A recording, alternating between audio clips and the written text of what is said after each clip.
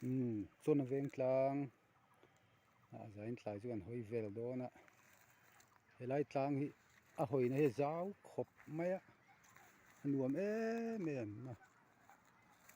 chuan sawtah sawn lungpuk lam te thal ro mai a tam a duang hian ram erawh chu lang hla thei dawn lo ani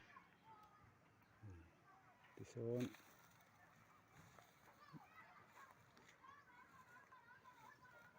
khutah buhkang tlang te lo lang a chuan hian hei buhkang tlang saw lai tlang chhip zum saw helicopter tum hun atan kan khawtlang in kan buat sai ve kha nia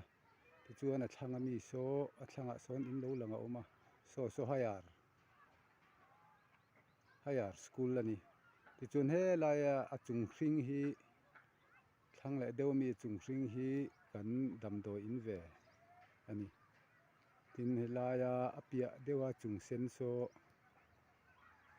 kan kudam saplai kudam ve nia tichuan he tilai saw lai tlang bawk pawng ami ho kawral kawng chung ami ho saw kan health department quarter ho an nia tichuan heti hian saw laia biak in lo lang a chung sen te saw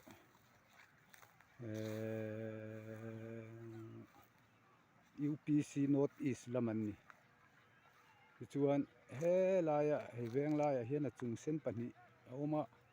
hei hi Salvation Army a thlanga te zawk a hoi chho zawng a awm a hi Salvation Army biak in ania a chhaka helam lo hoi saw Presbyterian Church Sialhawk ti ani tichuan helai a hnai deuh mi hi helai khuan khu kan pastor quarter a bang pawl da deuh raih khu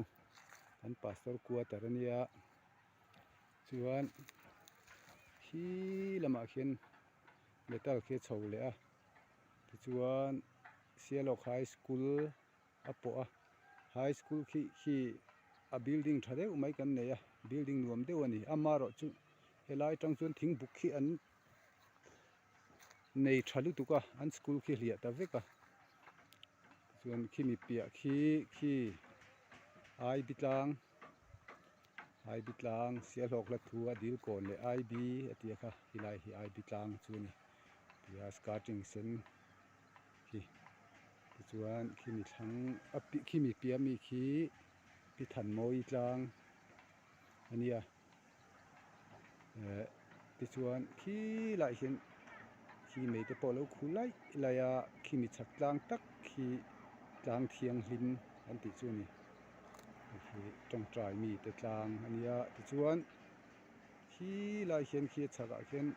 ban lian pui pathum a ding a khi tower Sialhawk in a kan rin rawl ho te an ni engmang hmang khian zonia a heng chanel te pawh kan pe chhuak thei ani Sialhawk hi lai khu kan playground ve nia kan playground te khu grass phah lani ve lo amarawh chu Sialhawk tlangval te in khel an thiam em thunga tunah hian Mizoram a inter football tournament a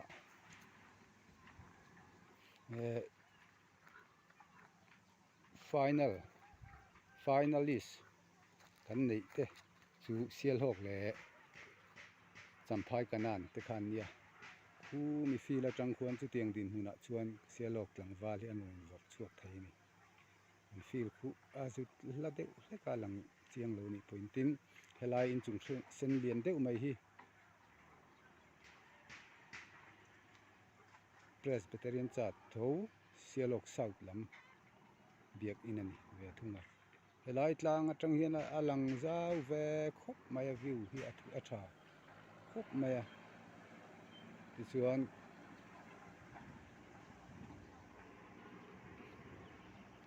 henglai hmun helai tlang hi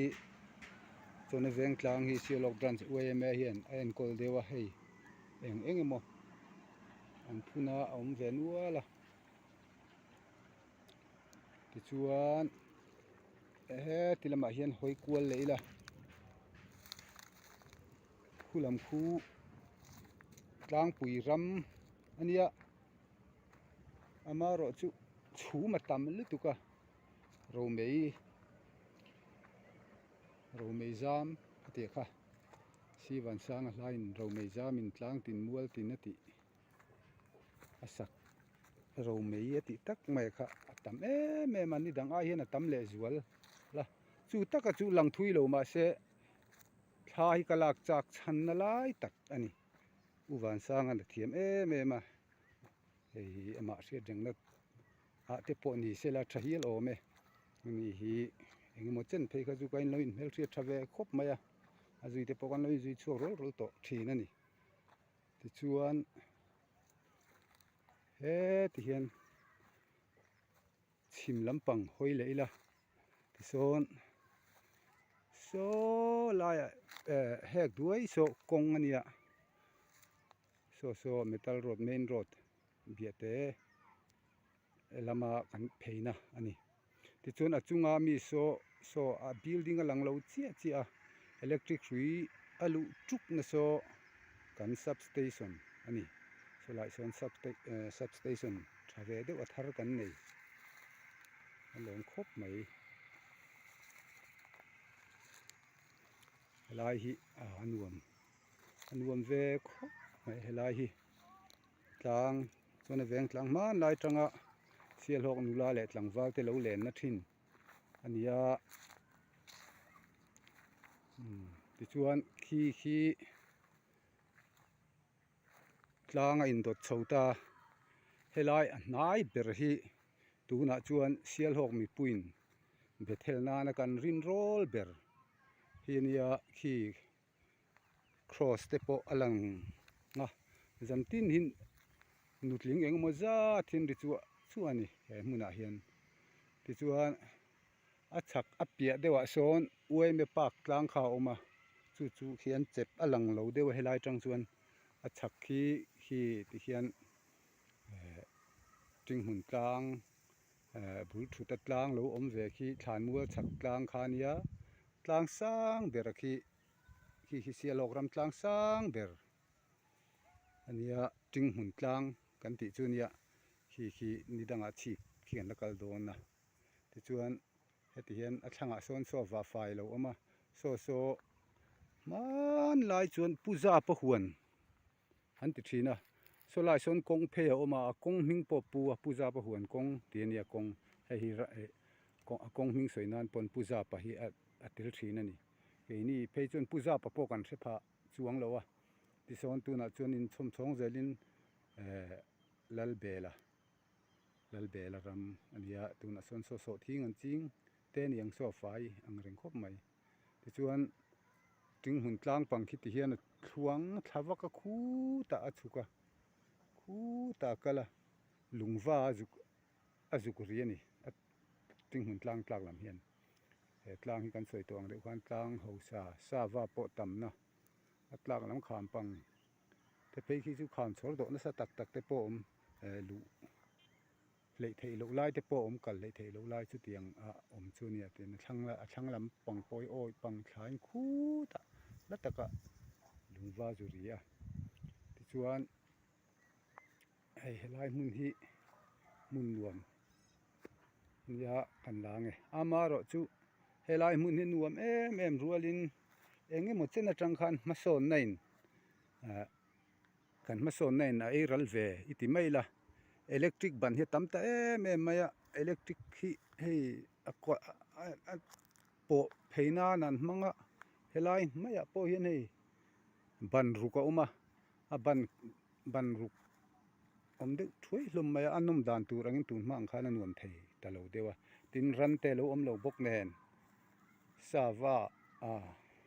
henglai hmun hi tun hma chuan rual u zawk te phei chuan tiau thang te pawn kam thin anih hmel an ti hei hi tlang nuam tak ania a hming hi helai mi hi ni chawn a veng tlang chawn a tlang tin hetah hian an dah a veng pa hoin chawn a veng tlang ani hi dilkawn dil kon veng ina heng ziak ten da ani chuan helai